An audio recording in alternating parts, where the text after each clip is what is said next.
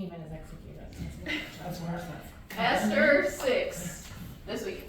All right, so last week we saw Esther host her first feast for the king and Haman. She didn't make her request known to her husband yet, but her request was that they come back for a second feast the next day. Meanwhile, Haman, he is bitter because Mordecai refuses to bow again to him, and he goes home just fuming, right? And on the advice of his wife and friends, he has a 75-foot huge spike built in front of his house, in his front yard, okay? And he is hoping to go to the king the following morning and ask for Mordecai to be executed on it, okay? So that's where we pick up today. What is happening in the palace the night between the feasts, okay? So Esther 6, verse 1. On that night, the king could not sleep, and he gave orders to bring the book of memorable deeds, the Chronicles, and they were read before the king. And it was found written how Mordecai had told about Bigthana and Teresh, two of the king's eunuchs who guarded the threshold, and who had sought to lay hands on King Ahasuerus. And the king said, "What honor or distinction has been bestowed upon Mordecai for this?" The king's young men who attended him said, "Nothing has been done for him." Okay? So I love the way that the Hebrew says the king could not sleep, because in English we just read the king could not sleep. But in Hebrew it actually said sleep fled the king. Okay? So it has this deeper meaning that sleep kind of eluded him. It was running away from him, if you will. Have you ever had a night like that? Yes. Where sleep just would not come? Mm-hmm. That you literally could feel like sleep just running away from you and turning its back on you? Well, this is the night that the king has, okay? Maybe stress or indigestion. Remember, he had just had that great feast with Esther, right? And so this is like the same, like this is happening to the king the same night that Yes, the night. Haman is plotting to kill Mordecai. Yes. Yes. As he's constructing the 75-foot thing. As you hear the hammers in the background in Haman's courtyard, the Yeah. king can't sleep. Okay, so we don't know if maybe they were close by and he's hearing the hammers and He trying to asks figure for a out. bedtime story. So he asks for a bedtime story. All right, but he doesn't call for. Let's see what he doesn't call for. He doesn't call for music. He doesn't call for one of his 400 plus wives. He doesn't call for dancers for his concubines. He doesn't call for any of that. He calls for the royal records to be read, okay, hoping to bore himself to sleep, all right? Maybe he hoped that this, like, dull reading of just Chronicles upon Chronicles, because I don't know if you've ever read 1st and 2nd Chronicles. Yes. It's very Yes. repetitive. Don't read it at night. I don't recommend. You probably don't read it in bed. You're going to fall back asleep. But the person who brings the scrolls, they just reach out and pull a random scroll, and they open it up to a random spot, and they start reading about the story that has happened several years back about this guy named Mordecai who stopped an assassination plot. And the king goes, "Yeah, that kind of fuzzy. I remember that. What did we do for him?" And the king's eunuch is looking at the scroll, and we didn't do nothing for him. Okay. Now that was a big faux pas, especially in the Persian royalty. To honor someone who has saved your life wasn't just polite, it was political, okay? And if you did not do it, you were seen as slighting them, all right? So he's going to rectify the situation. Let's do something now for Mordecai, okay? We're gonna fix it. So have you ever been kept awake by something from the Lord? Maybe not the king, where you just can't sleep and you find out that, oh man, you've made a terrible mistake that needs to be corrected. But maybe the Lord has kept you up about something that you need to pray about. I often find sometimes that when I'm awakened in the middle of the night and I'm just thinking about the thing, sometimes it's like the Holy Spirit has to like tap me on the shoulder and be like, "Why aren't you praying about this?" Exactly. Why are you spending all this time thinking about it and trying to come up with a solution instead of just praying about it and giving it to me? And 9 times out of 10, when I finally do pray about it, then I fall asleep. So, something to think about there. So let's find out what happens in verse 4. And the king said, "Who is in the court?" Now Haman had just entered the court of the king's palace to speak to the king about having Mordecai hanged on the gallows that he had prepared for him. And the king's young men told him, "Haman is here standing in the court." And the king said, "Let him come in." So Haman came in, and the king said to him, what should be done to the man whom the king delights to honor? And Haman said to himself, who would the king delight to honor more than me? Okay. And now Don't he you doesn't love know that the order to kill all the Jews came because Mordecai just simply wouldn't bow down to him. Okay, got it. Yeah. Okay. All right. So just as the king is looking to honor Mordecai, Haman walks in. Now remember, Haman probably couldn't sleep for a whole different reason. He's probably very excited about getting revenge on Mordecai. So he's up early and he's going to the king's palace to ask, can I have Mordecai? Because I got a 70-foot spike in the ground in my front yard ready for him. Okay, so Haman is excited and the king can't sleep and they collide. Okay, and so Haman is there to ask a question, but the king has a question for Haman. What should be done to honor somebody who pleases the king? And Haman goes, yes. Now I get to make my request to the king. Who else would he want to honor but me, his second in command, who's doing all this great stuff for him, right? So Haman kind of has like a little sidebar conversation to himself. He's talking to himself. And his ego kicks in, okay? And he's thinking that the king is talking about him, all right? And you can just picture like the smug smile on his face. Right. Strutting. Oh, I've been thinking about this moment for years. I know exactly what to do, okay? But it's truly remarkable about the timing. Haman walks in at the exact moment the king is ready to honor Mordecai. There is no way that this is a coincidence. And now we found out why God stopped Esther from giving her request at the feast the day before. Because this night would not have happened if she had revealed the day before about the Jews in the decree. Okay? So wait a minute. The king doesn't know about the decree? Oh, he knows. He doesn't know the answers. He doesn't know that it's Jews Okay. because Haman just said a people. Oh, And he that's what I was doesn't- asking. And he doesn't know that his queen is a Jew. Is it, okay. Yes. And he doesn't know that it's because Mordecai didn't bow. Yeah. Either. Yeah, Haman doesn't tell him why. Remember? Oh. That's just a great idea. Yeah, You don't ask any very follow-up sneaky. questions. Yeah, sure, Okay. Haman, do what's right in your own eyes. And I don't have any follow-up questions. All right, so let's find out what the king says. And Haman said to the king, remember, he's been preparing for this moment. He's got a speech prepared. For the man whom the king delights to honor, let royal robes be brought, which the king has worn, and the horse that the king has ridden, and on whose head a royal crown is set. And let the robes and the horse be handed over to one of the king's most noble officials. Let them dress the man whom the king delights to honor, and let them lead him on the horse through the square of the city, proclaiming before him, thus shall it be done to the man whom the king delights to honor. Okay? So Haman is convinced that this is him, right? He's got this day planned out. Right. He knows down to the details what he wants. Party in the city for me. Okay? He wants to be honored. And he's laying it on thick, y'all. Yes. Okay? Okay, thick. He's asking for royal robes that the king has worn. Distinction there, okay? The king's horse, and a parade being led by the king's nobles, shouting to everyone the king's favor, okay? Now, in Persian culture, the royal garments, especially those who had been worn by the king, were considered to have mystical powers, and that the person who would be placed upon would actually get like temporary royal powers for the day, okay? So like pretending like you're the king for the day. This is what Haman is asking for, okay? I want to be king for the day. Because right now he's second in command. And I don't know if you've ever been second in command, your pride can get in there and you really start looking at that seat above you, okay? So this is what Haman wants to do. He wants to be basically granted temporary royalty and rule for 24 hours. So this is not a humble recognition that he is asking for. This is complete self-glorification for Haman, okay? This man is completely obsessed with applause, okay?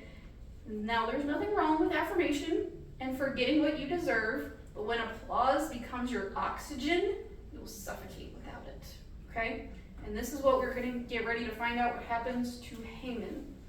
So have you ever been in Haman's shoes where you wanted something so bad that you could just taste it? Okay? This isn't Haman is right here. He's getting ready to get everything that he has ever wanted. And remember, the public display is again going to cause everyone to bow down, especially Mordecai. Okay, he would be forced to again have to bow down in front of the presence of everything. Okay? Alright, so verse 10. Then the king said to Haman, "Hurry, take the robes and the horse, as you have said, and do so to Mordecai. Mordecai, but not just Mordecai. Mordecai the Jew. Mordecai the Jew. Mm-hmm. Mordecai the Jew, who sits at the king's gate. Leave out nothing that you have mentioned. Do it all." So Mordecai the Jew, in case we didn't know which Mordecai the Jew.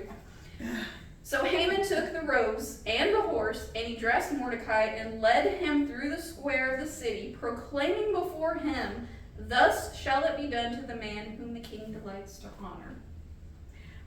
Ooh. So we see a great reversal. We see great I'm irony. shocked that Haman actually did it. Uh-huh. I'm shocked. Well, because the king said so. Well, but right, the king but- says. you But have his to ego do is so big, and he was so set to murder this guy on his spite that you would have thought he'd have been like, I'll tell you I did it, but I don't know that I'm going to do it. Uh-huh. I'm shocked. So the king says, "Haman, that's a great idea. Go do all of that for Mordecai." Could you imagine? Like, you could hear Haman's jaw just like drop to the marble floor, right? He was coming to ask for Mordecai's death. He had a 75 feet spike sitting in his front yard, ready for Mordecai's body. And instead, he has to dress him in royal robes and put him on the royal horse. He's the one who has to do this. As second in command, has to dress Mordecai. Could you just imagine? Like, Do you think in verse 11 at the end of it says, "This is what is done for the man the king wants honored"? And then right before it says, "crying out before him." Was he crying like, because he didn't get it? No, Or we was had he crying? so that word is like hailing. heralding, Yeah, like you have to yeah, speak in yeah. a huge volume. Like think Yeah. of like people who lead parades or like drill Here comes the sergeants. king, Yes. here comes That the like king. projecting over your voice. That's Okay. crying out. That's I like didn't know if he was crying. Crying. for himself. Probably was. He absolutely was. Yeah, you can probably see some tears coming out of the side of his face, yes. Okay, so he's the one who has to dress Mordecai, the man who he wants to kill. He has to dress him, put him on the horse, lead him around force, and he has to shout the bitter words. This is what happens to the man the king wants to glorify. And he's down here with the horse.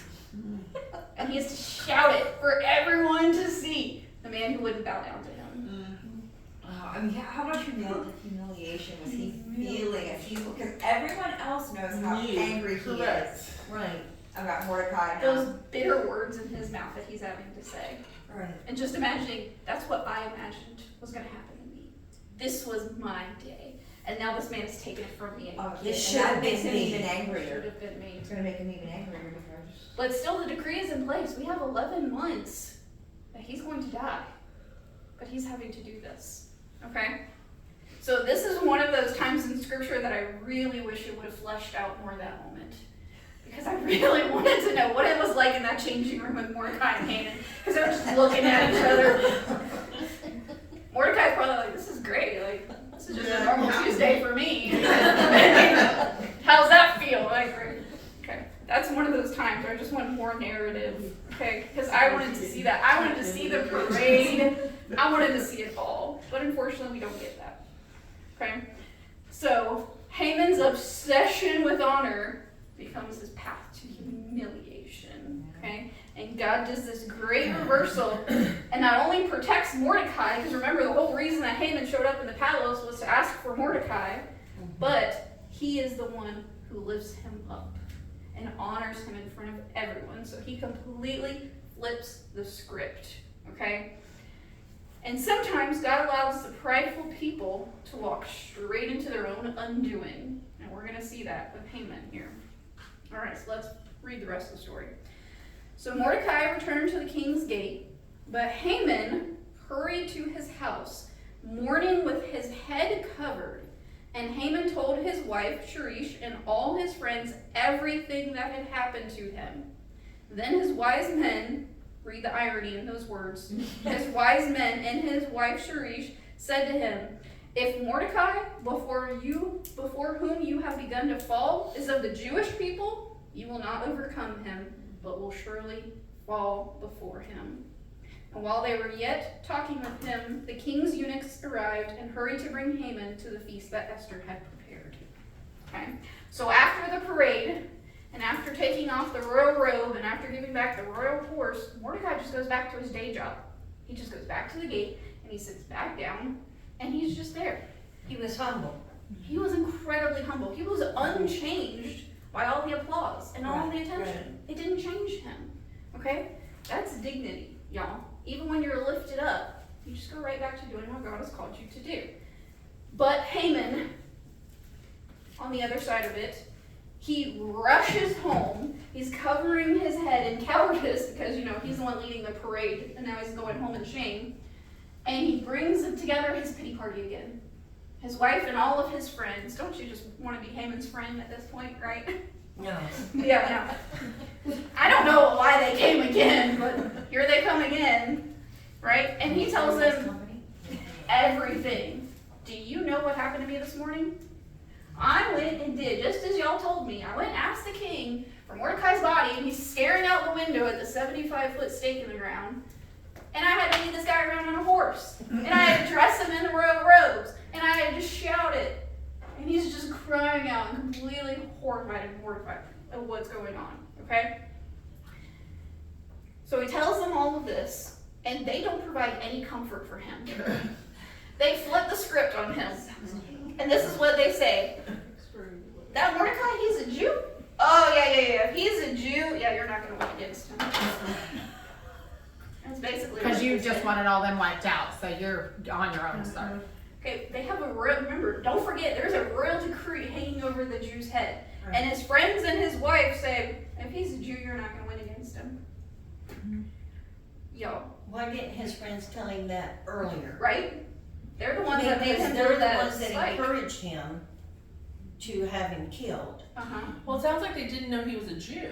Yeah, they knew he was a Jew. That's an interesting piece of the puzzle. Yeah, I don't know if we know. We don't know. We don't know if they knew. We don't know what Because the the friends friends said. said if Mordecai is a Jew, But I think Mordecai No would words. have. I think Mordecai would have absolutely paraded that, like made a point to say. Not Mordecai. Haman would have absolutely made a point to say he's a Jew, He's a Jew. and I think his friends absolutely. If But the we wife don't knew, know then the when friends they knew. get that information. Right. They get it Well, here, or they know earlier. But we're not didn't 100% he sure. know, Haman knew earlier that Mordecai Haman was a knew. Jew Haman because he knew. said, Yes. I asked him why wouldn't he bow down, he said, because I'm a He's Jew. a Jew. That is true. So yeah, so they flip their script here, and now they don't know the Hebrew God personally, they know of him. But they. And they know the stories. But Haman is descendant of. He's from the Amalekites. So he's from Esau's line. But they've seen all that's happened with the Jews. Yes. They know the Jewish history. But the Amalekites were the king that. Were destroyed by the Jews. Correct. So Yeah, that so They know their history. Now, was his wife also at that time, or could she have possibly been? We don't know who she is. She could have been Persian, she could have been Amalekites, we don't know who she is. But they know enough of the Jewish history to be able to say, Their listen, God. their God's gonna take care of them. but nobody thought to say something when he was sending out this decree. Yeah. it's To really kill all the interesting. Jews. You see all the different levels of It's like- irony here. It's like, hey, dude, not really a good idea. You can't kill this one Jew, but go ahead and send out a decree to kill all of Right, them we're gonna across kill all of them, but 127 this provinces. one guy is causing all those problems. It's very interesting. I don't like his wife. Yeah, she's kind of an She's idiot. not a genius. Yeah, she's No, not. she's not really that bright. Yeah. Well, she's not, but now I'm kind of like, Now she's like, dude, Right. you're on your own. Dude, Yeah, you're on your He's a Jew. You're Have y'all had screwed. friends like that? Have y'all had friends like that? Who like try to give you good advice, and then when it doesn't work out for you, they're like, oh yeah, well of course it wouldn't have worked out for you. I knew that was gonna happen. I knew that was gonna happen. Yeah, these are Haman's friends. Okay. So, while they're all talking and having their little pity party again, the king's servants arrive, and now it's time to take Haman back to the palace because Esther's feast is waiting for him for the second time. So if Haman was looking for a silver lining, this was probably it, okay? He's still invited to the party, but if you know the end of the story, this is the beginning of Haman's end. And if you don't know the rest of the story, you're going to find out the rest of the story. So have you noticed that Mordecai's reaction compared to Haman's after the parade? One goes just back to their day job. One's just the same guy he always has been. And yet Haman goes back and he is in mourning, y'all. He like covers his head in shame and goes to his friends. Okay, he is just, this one moment has just wrecked him all over again. Well, because all of his plans are all going of up his in plans. smoke. See, the only thing that I don't understand about his reaction to all of this, and I know the rest of the story, but is that the decree was still in, he was still gonna kill them all. Mm-hmm. Mordecai in his mind was still gonna get his comeuppance. Mm-hmm. So everything was still gonna work out Mm-hmm. like he wanted it to. Yeah, he just was humiliated in the square and had to run around with a horse. And a Jew. But at the end of the day, Yeah. he was still gonna kill them all. Mm-hmm. So hadn't this been going on for a couple of years? So hadn't they already been killing the Jews? No, No. it's one day. It's just gonna They be just one Oh, get day. this one has only day. been one day. And it's It's gonna be 11 one months. At the day. end of 11 months. 11 That's- months. that's from right. now. Yeah, That's they right. get 1 day. They get, They get 24 one hours. day, So 11 that months. one day is Okay. gonna come. So I guess it really like emphasizes like how focused on like his immediate feelings and his immediate like whatever. Ego. Yeah, I mean like because he can't even look at like he's got a plan, like Yeah, it worked. It's like, still in decree and it it's can't be still there and changed. it can't be changed, so like he can't even see the big picture, he's still just focused on Because that pride. moment. What do you mean it can't be changed? The king can't overrule it? No, It's So Persian in 11 law. months they're still gonna be killed? Once Persian law is in place, it cannot be changed. They can do Well, and the things king just gave once it's him, with that ring or whatever it was, what was that The thing? signet ring. The signet ring, yeah. So it seals the decree And as it if the seals king it. said it. Yeah. And Persian law cannot be changed. Okay, so make a new Persian law that says, nope, sorry, we're not gonna do it. We're in gonna see 11 what months. happens to the decree. In this book? Yeah, Well, yeah, we're not done yet. How many- There's a couple more chapters. How, so I know that Well, I read they were chapter 7. supposed to kill, Because I they can't were not supposed to know. have the annihilation happen in the 11 months. Mhm. Where are we from the time that the decree went out to Now. Sit today? down. To, We're not 100% sure. Within the time frame and probably earlier. It sounds It early. hasn't now been that- long. but I mean, Yeah, just so there's sound- still not 11 months to go. I mean, there could Probably be like, 9 or 10. okay, yeah. Yeah, because we are factoring in the time of the distance that it's traveled, because remember, we gotta cover 127 providences, so that's why, like, it takes months to get to the edges of the providence, and we're gonna talk about that when we get to the, rest of the story. But yeah, so we are probably within weeks, if not a month or so, of the original decree going out. So, it's still gonna It's still gonna happen, but it's still a long way off, but it's not like. Yeah. I 11 can't wrap my months off. head around this, quite honestly. If he can make the decree, you can take the decree back. No, the It's Persians, Persian law. when they made a law, they couldn't rescind it. One of the laws was you can't undo a Then make law. a new law. We're gonna see that. Okay. Alright, let's stop the recording. I'm going to. Is sight